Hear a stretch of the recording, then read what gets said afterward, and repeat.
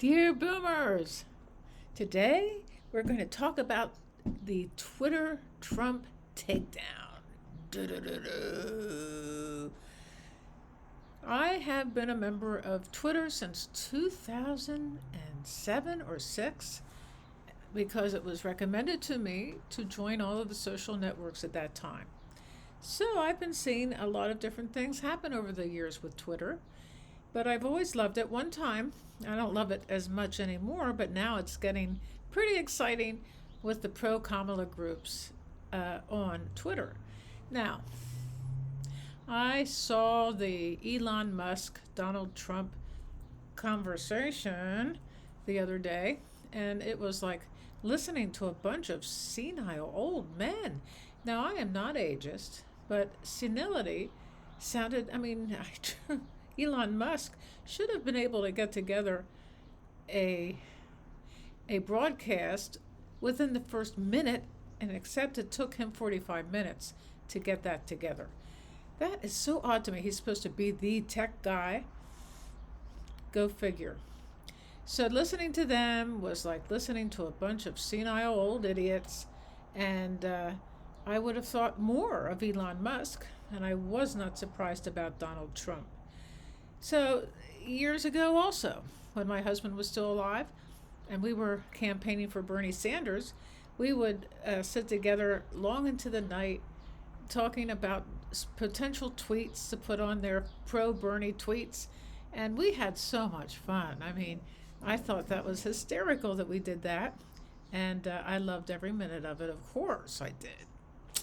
So today I took a little look at my Twitter feed, and I'm going to share some stuff with you I find to be hysterical.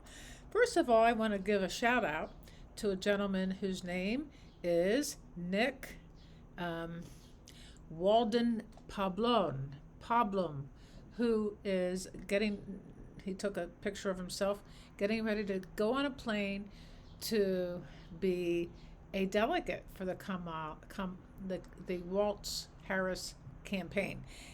And I just wrote a little note saying how wonderful it is that he's doing that. And thank you for your service, Mr. Nick. And he's so happy. He is so happy to be getting on that plane. Hello, Nick. Hello, Nick.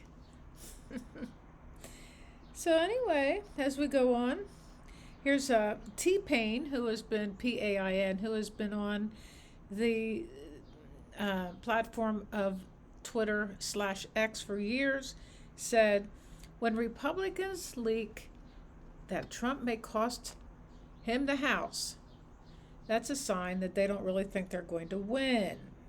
They don't think they're going to win the White House. They've given up on the White House. That's a good sign.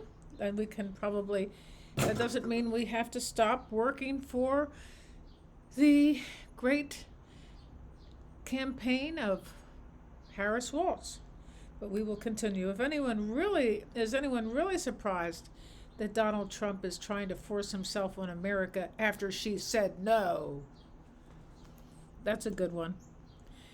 The thing I love about Twitter and TikTok, and especially Twitter and TikTok, is some of the creators on there are amazing. They're hysterical, very creative. The thing about Twitter is that it's mostly written words. TikTok is spontaneous videos where people are learning to have more self-confidence in themselves as they do these little films. So I like that.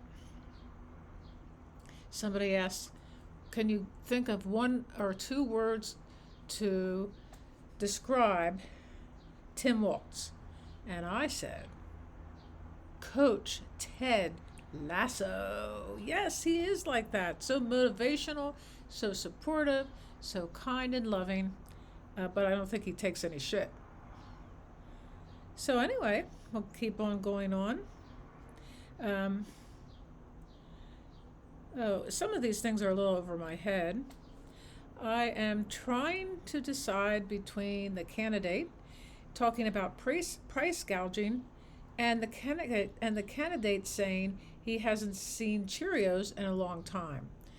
So Donald Trump seems to think that Kamala has taken away Cheerios from the Republicans, but price gouging is very significant for the people who are trying to make ends meet.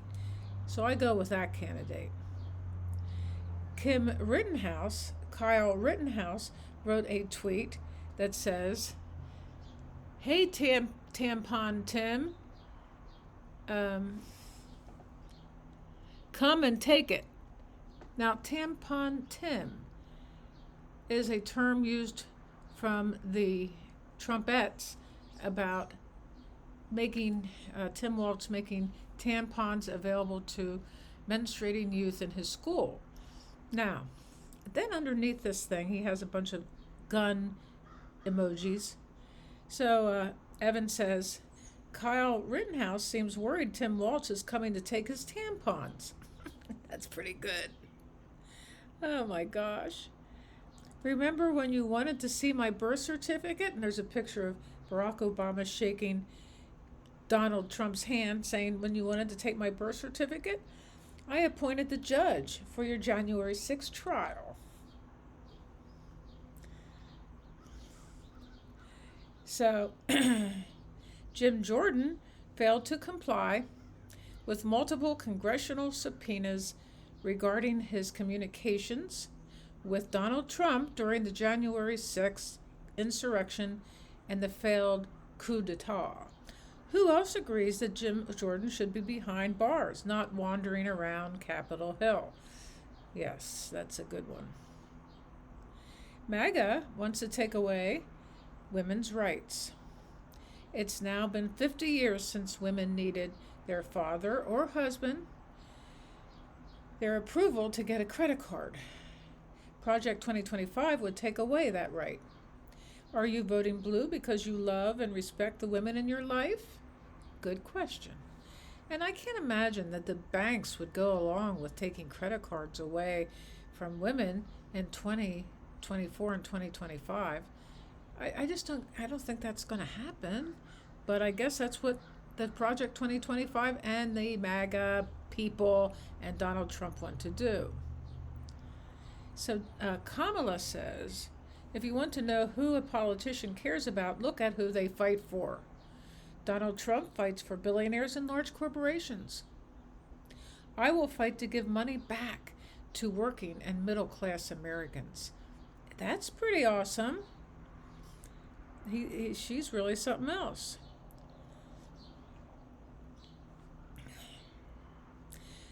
So T-Pain is back on my feed, and he says, ask yourself this. When was the last time you heard Trump, or any MAGA for that matter, use the word decency, kindness, or respect for one another? It's just literally not in their vocabulary. Well, that's true. Good morning and happy Saturday. This is from Brooklyn Dad Defiant. I like Brooklyn Dad. He's been around quite a bit. Good morning and happy Saturday to everyone who wishes MAGA Republicans would show the same anger they have for white people tacos, free health care, and democratic efforts to stop price gouging, as we do about kids being shot in school. We, meaning Democrats and Republicans, are not the same. If America is smart enough to elect Kamala Harris as our next president, I have a feeling we'll have a lot of female presidents in the future. Yay! Oh, this is good. I gotta read this. I hope this keeps it up. So, this is a sign hanging off somebody's porch. Things I trust more than Donald Trump. Number 1, Flint, Michigan tap water. 2, gas station sushi. Number 3, Bill Cosby as the bartender. Number 4, Taco Bell bathrooms. 5, Tom Brady putting air in my tires. 6, a shark with a pet me sign on it. 7, a North Korean trial. 8, a shot from Dr. Kevorkian. 9, a Casey Anthony daycare. And 10, a fart when I have diarrhea. Diarrhea. Diarrhea.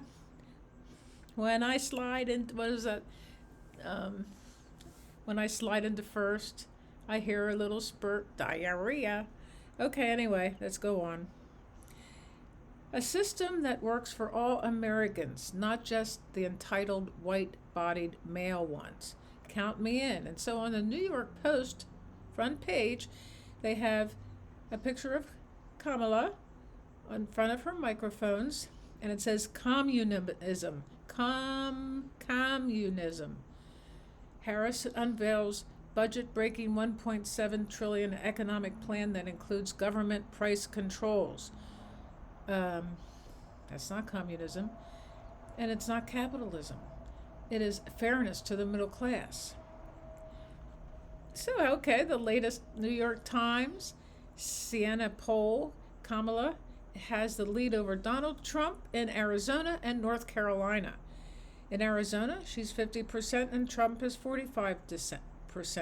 North Carolina, she is 49 to his 47, and we have several more months to go. Thank God we can get this thing up until it's going to be a landslide. Building up the middle class will be a defining goal in my presidency, says Kamala, because when the middle class is strong, America is strong. Oh my gosh. So, one of my favorite people on Twitter is Ron Filikowski, and I gathered a few of his tweets. Here it says, the tweet says, rightful President Trump just brought Fruit Loops, Cheerios, and more to his 4 p.m. Eastern press conference. This is genius. Trump will show how expensive groceries have become under the Kamala Harris regime. We know the fake news won't report this. So Ron says, except he's so mentally ill and undisciplined that he spent the whole time talking about Hillary's emails, the Taliban, electric trucks, eagles, how the election was stolen from him, windmills, how unfair media is, and how Fannie Wills is bad, and never touched any of the brilliant propositions. He forgot to talk about Hillary's emails. There's a picture of Donald Trump with a fly on his cheek, reminiscent of when Kamala debated Mike Pence and a fly kept landing on his head. That's what it reminds me of. That fly is struggling to penetrate the bronzer, says Ron. A fly sits on the face of Republican presidential nominee and former U.S. President Donald Trump as he speaks during a press conference at Trump National Golf Club in Bedminster, New Jersey. Now, what is so strange about that? It was not really a press conference. If there was any press there, they didn't have a word to say. They could not say anything because he kept talking.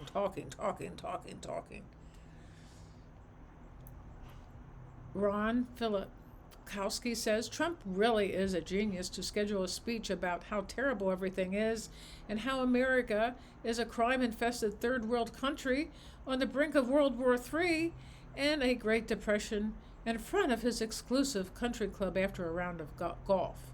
Now that's true. You know, it's like the elite trying to get ahead, trying to trick the American public with their ruthless takedown of America. They have no love for this country.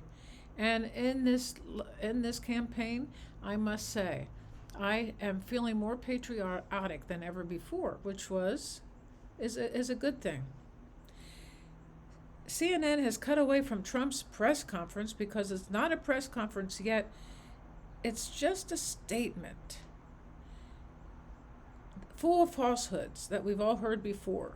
An actual Q&A with reporters is inherently much more newsworthy. And Ron says, how many times do they have to play CNN and then laugh at them for taking the bait again before they figure this out? Can't we just admit it's about ratings and not journalism at this point? So I guess it was an hour and 8 minutes into Trump's press conference, and Ron says, I mean, he got an hour and 8 minutes in and still hasn't gotten to Hillary's emails. You can't rush perfection. May I just add that Ron and Anthony have a Midas Touch show that they do every Wednesday. I think it's called The Takedown, or it's really a great show, and it's one show I like to watch. Trump was really close today to promising free Cheerios for everyone if he wins. He wanted to do it so bad. Free Cheerios to everybody. Ron said, another productive day for Operation Let Trump Talk. Let Trump say whatever he wants to say. Turn off the public, and they will all they will see through his senility, his dementia, I always thought he had a serious brain malfunction, but nowadays it's much worse. As you do when you look over Biden. Biden did not have dementia, but he was getting progressively more weak. So Ron says, why didn't Trump bring back Steve Bannon to the campaign today? What's that guy's name? Corey. He brought back this guy named Corey, who had just been released from jail to run his campaign. So Kyle Rittenhouse, back to the hey tampon Tim and guns, said, don't take his tampons, Tim, said Ron. This is not satire, says Ron. What are we outraged about today? This isn't cute. Waltz is being used as a clown to mock white people. If Waltz doesn't like spicy food, that's fine. But it has nothing to do with being a white guy. Oh boy. When Trump started talking about tampons today, says Ron, he looked and sounded like someone who really didn't want to talk about tampons.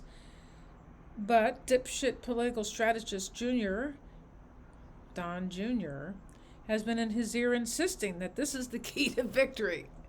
Just as Don Jr. was the one who suggested J.D. Vance as his running mate. Not very good political savvy, people. So this might be the most disgusting thing that Trump has ever said since he first ran for president. This man is scum, says Ron Filaskowski. Now, you have to understand, Ron was a Republican, is a former military man, and he was and he's a conservative person. But now, of course, he's for Kamala because of this ridiculous show of weakness on the side of and the Republicans are no longer Republicans, let's put it that way. They are Trump phantoms. So this man is scum. He's never really honored vets from his heart. He plays a game of using them as props for his own personal gain. It's sad his con job is good enough to fool so many.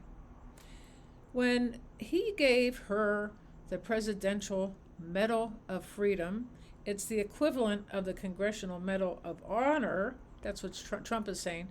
It's actually much better because everyone who gets the Congressional Medal are soldiers. They are